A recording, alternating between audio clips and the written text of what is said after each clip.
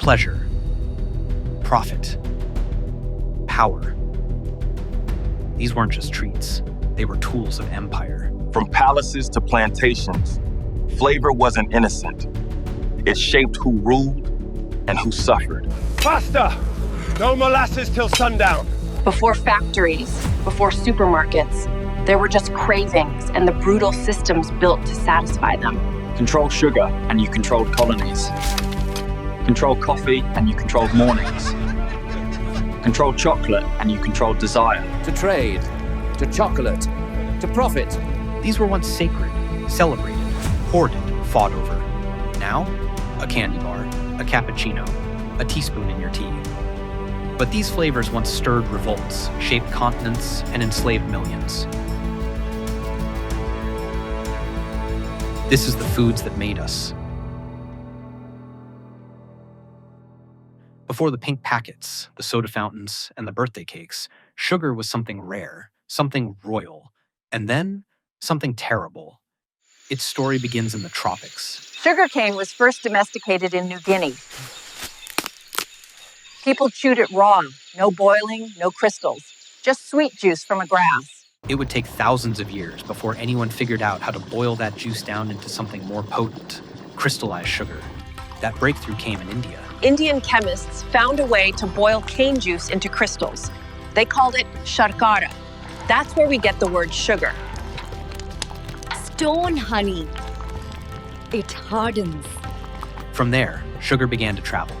Persian traders, Islamic empires, Mediterranean merchants, they all spread the secret.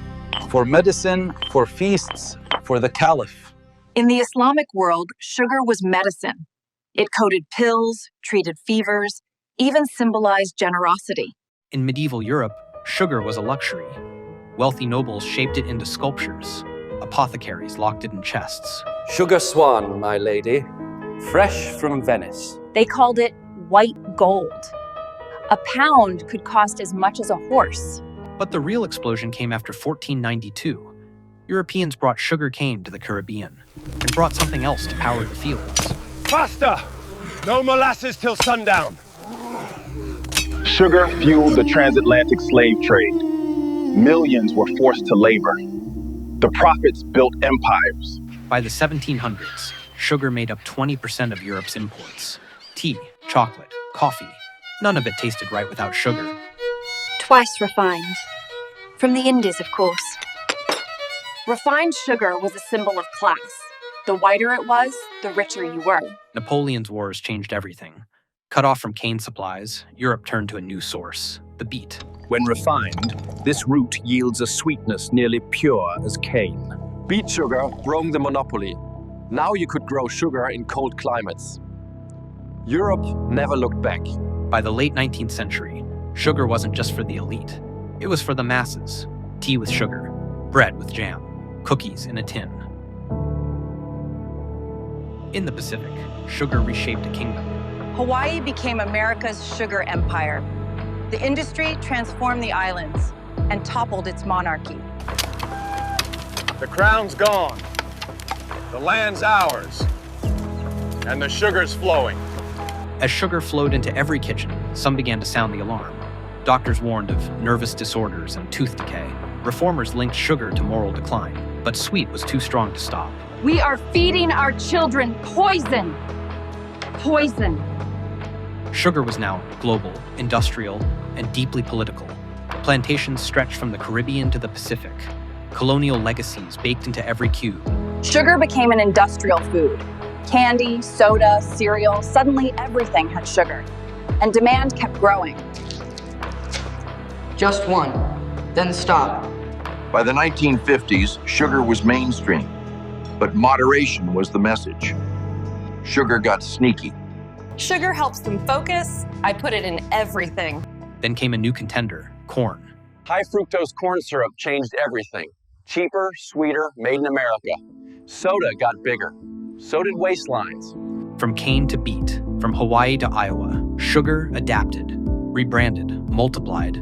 By the 21st century, sweetness wasn't just a craving, it was a crisis. Low sugar. Added sugar. No sugar. Good luck. Sugar-shaped economies. fueled slavery, sparked revolutions. But it also sweetened tea, lit birthday candles, comforted us in grief.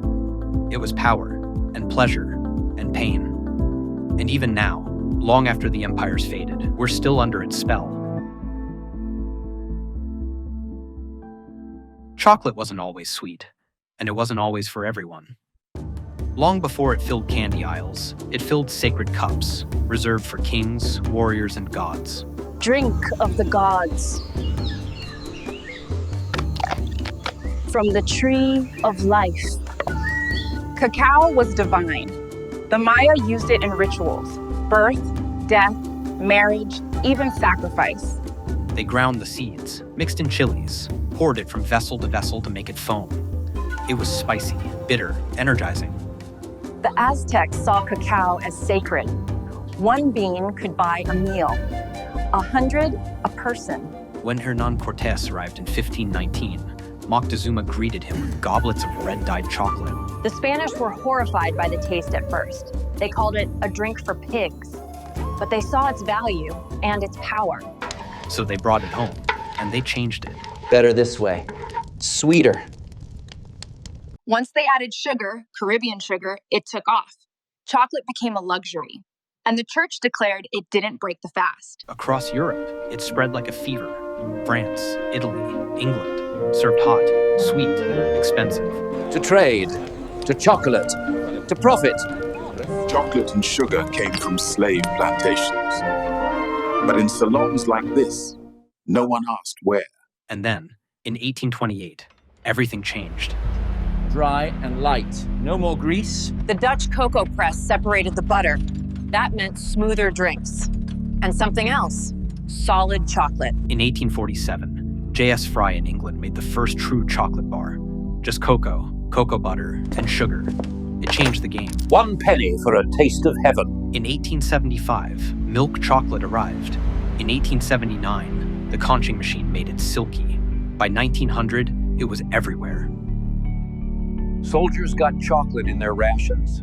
It was energy, comfort, and home. By the mid-20th century, chocolate was industrial. Brands filled the shelves. Sugar outweighed the cacao, but people didn't care. One for the kids and one for me. Today, we're waking up. Most cacao comes from West Africa. Exploitation, deforestation, price crashes. That's the cost of cheap chocolate. But chocolate is changing again. Dark bars, single origin beans, cacao with a conscience. Tanzania, 75%. Ecuador, 90%. No sugar added. Once sacred, then stolen, then sweetened and sold to the world.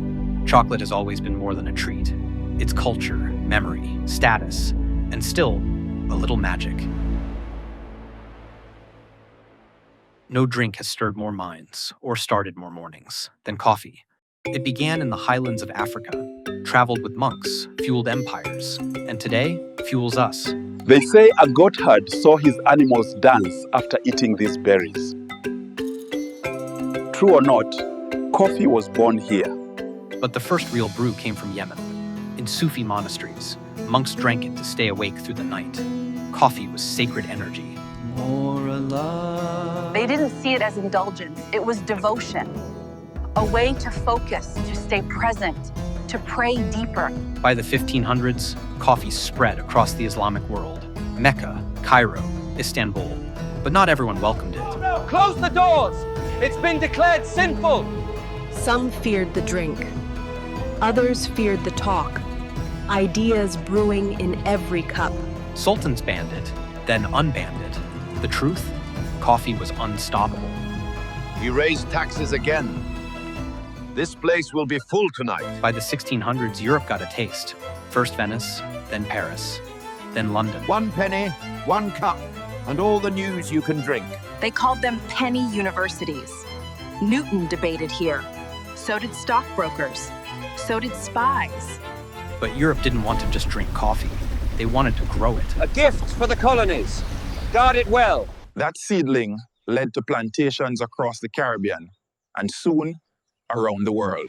Enslaved labor fueled the growth.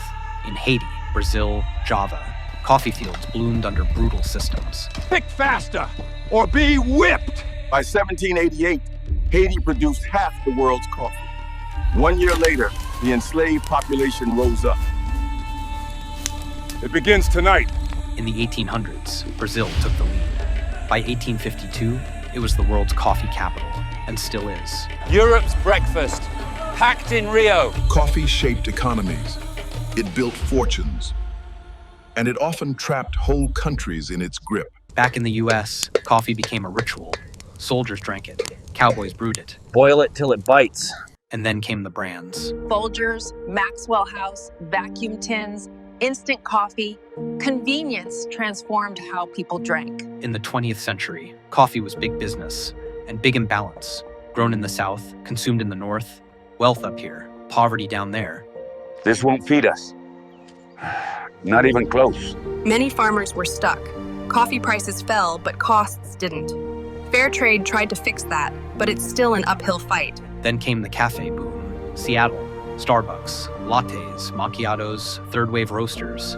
Coffee got fancy again. Single origin, Ethiopian. Notes of citrus and smoke. It came full circle, back to Ethiopia, back to ritual. But this time, with foam. From sacred chant to stock exchange, from rebellion to romance, coffee has done more than wake us up. It's changed how we live. It isn't just a drink.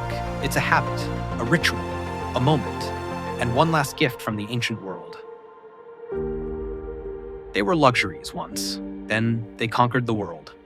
Sugar, chocolate, coffee, sweet, bitter, dark, and bright. Each born from ancient hands, each shaped by empire, labor, and longing. They stirred revolutions, built fortunes, fueled belief and addiction. And somehow, they still comfort us.